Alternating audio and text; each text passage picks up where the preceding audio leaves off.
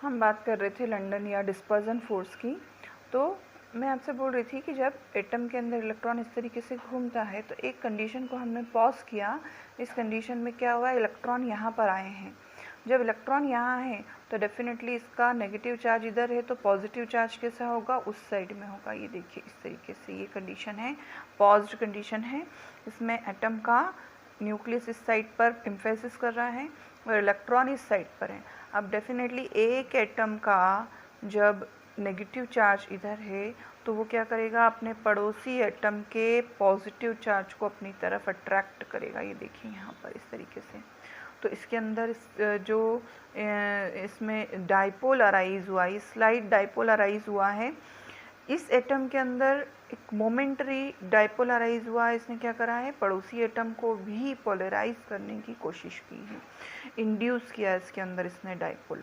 इस तरीके से यहाँ पर ये डाइपोल्स अराइज होंगे और इस एटम का जब न्यूक्लियस का पॉजिटिव चार्ज इधर एम्फेसिस होगा तो इस एटम का न्यूक्लियस चार्ज इधर की ये नेगेटिव चार्ज इस तरफ एम्फेसिस होगा। तो इस तरीके से ये जो फोर्स ऑफ अट्रैक्शन लग रहा है ये बहुत लीस्ट फोर्स ऑफ अट्रैक्शन है, क्योंकि ये बहुत मोमेंटरी होता है। तो इसको हम डिस्पर्जन या लंडन फोर्स बोलते हैं, जो बहुत ही ज़्यादा वीक फोर्स ऑफ अट्रैक्शन होता है।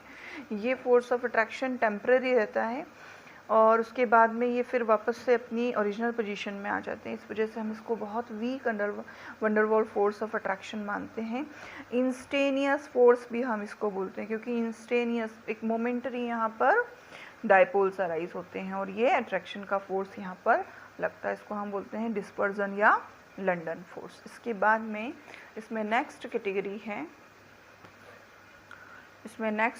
कैटेगरी है डाइपोल डाइपोल फोर्सेस। अब ये जो डाइपोल फोर्सेस हैं ये कब लगेंगे और कहाँ लगेंगे, तो एक्चुअली अभी जो हमने लंडन फोर्स देखा था ये आपको किसके अंदर मिलेगा, नॉन पोलर मॉलिक्यूल्स में मिलेगा। जैसे हम बात करें H2 मॉलिक्यूल की, क्योंकि दोनों ही हाइड्रोजन कैसे हैं, एक जैसी इलेक्ट्रोनेगेटिविटी के हैं, तो इसमें क्या होगा, कोई पोलैरिटी अराइज नहीं होगी, बट मोमेंटरी पोलैरिटी किस तरीके से अराइज होगी, जैसा अभी हमने डिस्कस किया था। तो ये जो नॉन पोलर फोर्स है जिसको हम लंडन फोर्स या डिस्पर्जन फोर्स बोल रहे हैं, वो इस तरह के मॉलिक्यूल में अराइज होता है। लेकिन जब हम डाइपोल फोर्सेस की बात करते हैं तो ये ऐसे मॉलिक्यूल में अराइज होगा जिसके अंदर उसके एटम्स कैसे हैं, हेटेरो एटम्स हैं। लाइक दिस, देखिए HCl है, हाइड्रोजन अलग है, क्लोराइड अलग है। हाइड्रोजन की इलेक्ट्रोनेगेटिविटी और क्लोराइड की इलेक्ट्रोनेगेटिविटी में डिफरेंस है। इलेक्ट्रोनेगेटिविटी मतलब to attract the shared pair electron. ये फोर्स जो है इन दोनों का अलग अलग होगा, डेफिनेटली एक का ज़्यादा एक का कम होगा। ऐसे केस में जो HCl का मॉलिक्यूल है उसके अंदर इस तरीके से आपको पोलैरिटी ऑलरेडी मिलेगी। यहाँ पर ये ऑलरेडी क्यों मिल रही है, क्योंकि ये हाइड्रोजन की इलेक्ट्रोनेगेटिविटी कम है, ये क्लोराइड की इलेक्ट्रोनेगेटिविटी ज़्यादा है।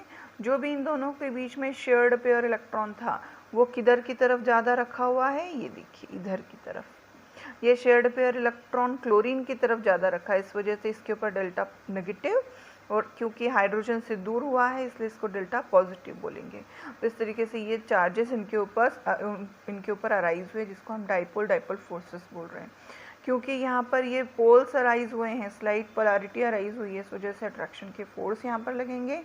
और ऐसा जो मॉलिक्यूल होता है, एक HCl मॉलिक्यूल दूसरे HCl मॉलिक्यूल को इस तरीके से अट्रैक्ट करेगा। देखिए इसका क्लोराइड यहाँ पर है तो ये दूसरे मॉलिक्यूल के हाइड्रोजन को अट्रैक्ट करेगा।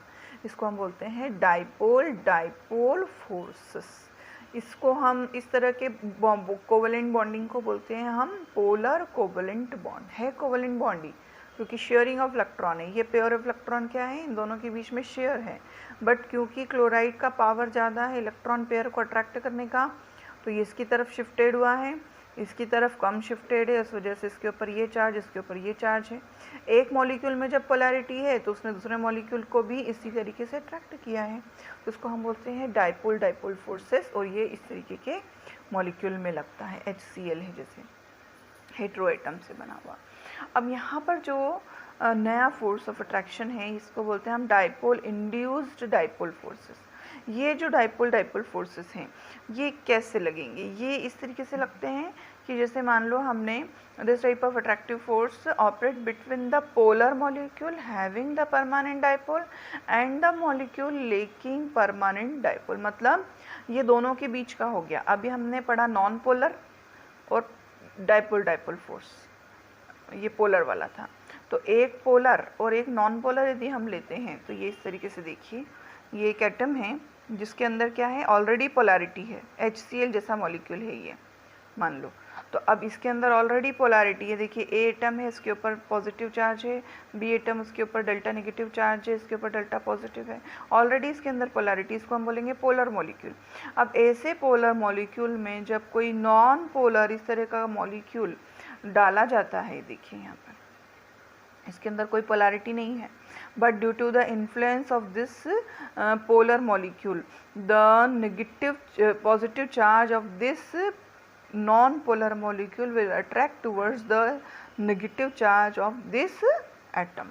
ये जो पूरा मॉलिक्यूल है इसके इस एटम के ऊपर नेगेटिव चार्ज है, उस वजह से जो नॉन पोलर मॉलिक्यूल था उसका पॉजिटिव चार्ज इसकी तरफ अट्रैक्ट होगा और इसके अंदर भी क्या हो जाएगी, पोलैरिटी अराइज हो जाएगी।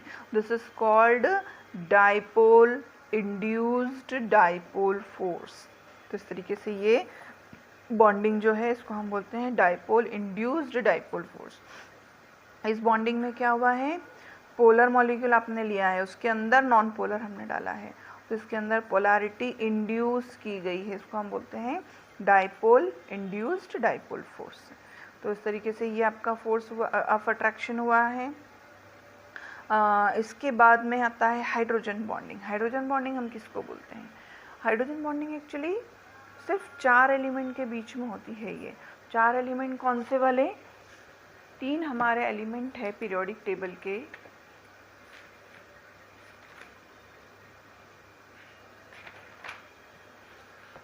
ये देखिए हमें पीरियोडिक टेबल में 3 एलिमेंट हैं, सीक्वेंस वाइज ही हैं, ये नाइट्रोजन, ऑक्सीजन और फ्लोरीन। ये तीनों ही किसके हैं? सेकेंड पीरियड के ऑर्बिटल हैं, सॉरी सेकेंड पीरियड के एलिमेंट्स हैं। इसका ग्रुप नंबर कितना होगा? इसका 15 होगा, इसका 16 होगा, इसका 17 होगा। ये तीनों एक साथ हैं वहाँ पर। और जब पीरियोडिक टेबल में हम मूव करते हैं तो पीरियोडिक टेबल में इनकी पोजीशन कहाँ आती है? पीरियोडिक टेबल में left side, sorry right side में इनकी पोजीशन जाती है। और राइट साइड में क्या होता है? इलेक्ट्रोनेगेटिविटी बढ़ती है।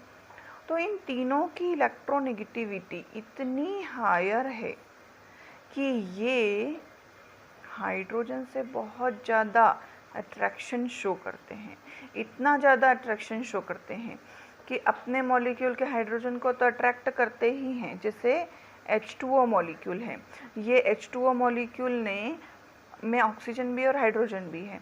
हाइड्रोजन बॉन्डिंग उसी को बोलते हैं, इनके बीच या इनके बीच या इनके बीच। तो यहाँ H2O मॉलिक्यूल है, पानी है ये, इस ऑक्सीजन को ये हाइड्रोजन, मतलब इन दोनों के बीच में अट्रैक्शन का फोर्स है। ऑक्सीजन ने हाइड्रोजन को क्या करके रखा है? बॉन्ड बना करके रखा है और अट्रैक्ट करके रखा है। ये तो इसका बॉन्डिंग वाला है ही, लेकिन जो दूसरा मॉलिक्यूल है वाटर का, उसके हाइड्रोजन को ये ऑक्सीजन अट्रैक्ट करेगा। This is called hydrogen bonding. ये इस तरीके से होगा, ये देखिए यहाँ पर ये H2O है, तो ये मॉलिक्यूल अलग है, ये मॉलिक्यूल अलग है, लेकिन इसका हाइड्रोजन इसका ऑक्सीजन इसके हाइड्रोजन को अट्रैक्ट करेगा। ये देखो इसने क्या करा, इसको भी खींच के रखा है। इस वाटर मॉलिक्यूल के ऑक्सीजन ने इस हाइड्रोजन को अट्रैक्ट करके रखा है। अभी देखिए तीनों क्या हो रहे हैं, एक दूसरे से अट्रैक्ट हो रहे हैं, इस वजह से इनका कैसा मिलेगा? एसोसिएटिव नेचर मिलेगा। इसको बोलते हैं हम हाइड्रोजन बॉन्डिंग। ऐसी ही बॉन्डिंग आपको किस में मिलेगी? NH3 में भी मिलेगी। क्यों? क्योंकि NH3 में ये नाइट्रोजन पड़ोसी मॉलिक्यूल के हाइड्रोजन को अट्रैक्ट करेगा। ऐसे ही ये आपको किस में मिलेगी? HF में भी मिलेगी। HF मतलब हाइड्रोजन फ्लोराइड।